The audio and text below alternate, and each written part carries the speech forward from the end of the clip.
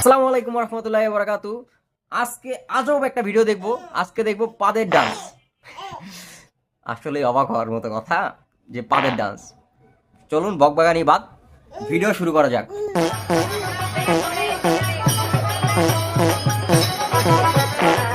কেউ হাসি হাসি পাগল হয়ে গেলে আমার উপরে মন দিবেন না।